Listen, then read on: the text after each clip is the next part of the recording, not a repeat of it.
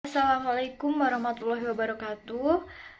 Saya dari kelompok 5 akan menjelaskan mengenai aspek keuangan dalam usaha fashion yang beranggotakan 1. Rizky Dwi Amalia Fernanda dengan NIM 1961122 dan kemudian Asarul Ainisa dengan NIM 1961123. Saya sendiri Risma Adelia dengan NIM 1961140. Lalu Ivan Andri Kurniawan dengan NIM 1961371 dan Muhammad Izzuddin Taufik dengan NIM 1961369. Yang pertama saya akan menjelaskan mengenai modal kerja yang dibutuhkan.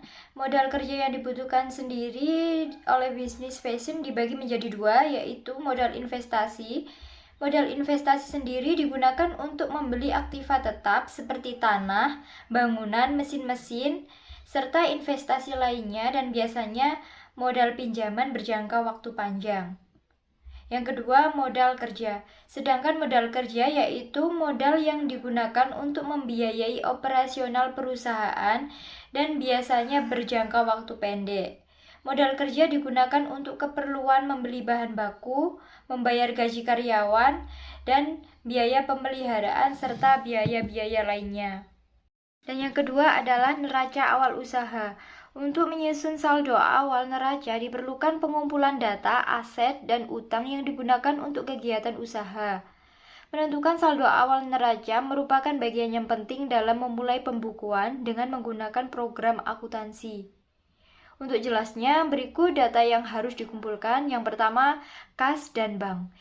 Yang perlu dihitung dalam menentukan kebutuhan kas sampai pada penerimaan kas penjualan yang menggantikan persediaan kas. Ini adalah minimal jumlah kas yang diperuntukkan untuk usaha fashion.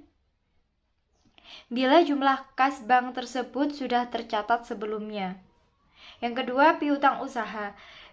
Bila penjualan usaha fashion dengan sistem kas, maka saldo piutang usaha adalah 0. Namun bila ada penjualan tempo, maka harus dihitung berapa jumlah piutang atau tagihan yang belum dibayar oleh pelanggan per tanggal cut-off. Data tagihan yang belum dibayar oleh pelanggan dan masukkan dalam tagihan pada tabel yang berisi tabel pertama pelanggan, tabel kedua nomor bukti, tabel ketiga berisi tanggal, lalu jatuh tempo, lalu dijumlah, dan nilai tagihan. Yang ketiga adalah persediaan. Untuk mendapatkan angka yang valid berapa nilai persediaan produk jadi dan bahan baku, harus dilakukan perhitungan fisik barang yang digunakan untuk kegiatan utama perusahaan pada tanggal cut-off yang telah ditentukan dan gunakan daftar seperti berikut. Yang pertama adalah tabel nama barang, lalu tabel satuan, lalu kategori, lalu banyaknya, lalu harga pokok satuan dengan dijumlah, lalu dengan nilai persediaan. Dan yang keempat, beban dibayar di muka. Misalnya, biaya sewa sudah dibayar 1 tahun dan masa sewa 12 bulan dan akan berakhir pada akhir tahun 2018.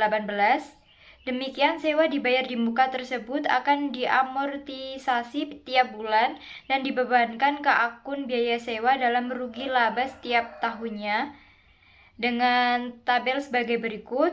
Yang pertama, pemilik properti, dan yang kedua nomor bukti. Yang tabel ketiga adalah tanggal. Tabel keempat sisa manfaat dengan dijumlahkan bawahnya, dan tabel kelima sisa nilai sewa. Dan yang kelima adalah aset tetap. Aset jangka panjang perusahaan yang dimanfaatkan dalam kegiatan operasional.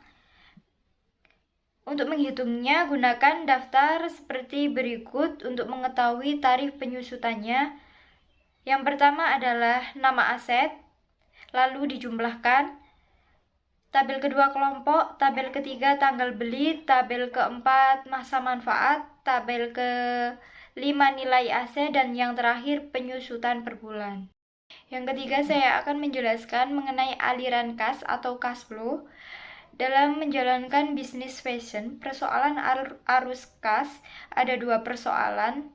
yaitu yang pertama, jika grafik arus kas menunjukkan tren tanda penurunan, maka berapa lamakah masa penurunan tersebut dan dari manakah sumber dana yang dapat dipakai untuk menutupi penurunan tersebut, termasuk jika perusahaan selama ini dibiayai dari pinjaman, apakah harus menambah pinjaman lagi atau dari sumber penjualan aset.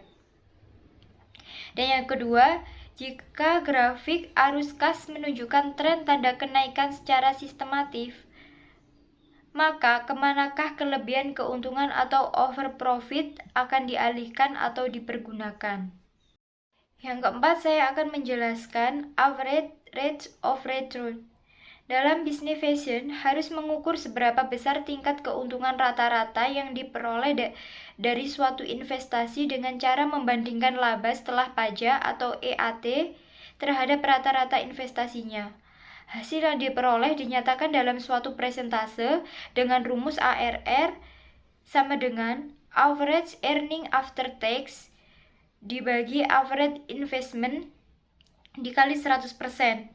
Dengan catatan, apabila hasil perbandingan persentase ARR lebih dari tingkat keuntungan yang diisyaratkan, maka usulan proyek investasi tersebut dinyatakan layak atau diterima.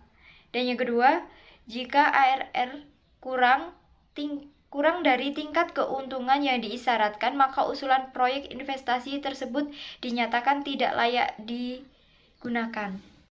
Yang kelima, saya akan menjelaskan mengenai payback period atau PB. Dasar yang digunakan dalam perhitungan adalah aliran kas bersih yang diperoleh setiap tahun, bukan laba setelah pajak. Hasil yang diperoleh dinyatakan dalam satuan waktu, bisa tahun atau bulan. Rumus PP ada dua model perhitungan, yaitu yang pertama, jika aliran kas per tahun jumlahnya sama, maka rumusnya total investment dibagi cash flow per tahun dikali 1 tahun. Yang kedua, jika aliran kas tidak sama, maka harus dicari satu persatu, yakni dengan cara mengurangkan total investasi dengan cash flow-nya sampai diperoleh hasil total investasi sama dengan cash flow pada tahun tertentu dengan rumus payback period sama dengan N ditambah A min B dibagi C min B dikali 1 tahun. Dengan keterangan N sama dengan tahun terakhir di mana jumlah cash flow masih belum bisa menutup original investment. A sama dengan jumlah original investment. B sama dengan jumlah kumulatif cash flow pada tahun ke N. C adalah jumlah kumulatif cash flow pada tahun ke N plus 1. Sekian presentasi dari kelompok 5 mengenai aspek keuangan. Terima kasih. Wassalamualaikum warahmatullahi wabarakatuh.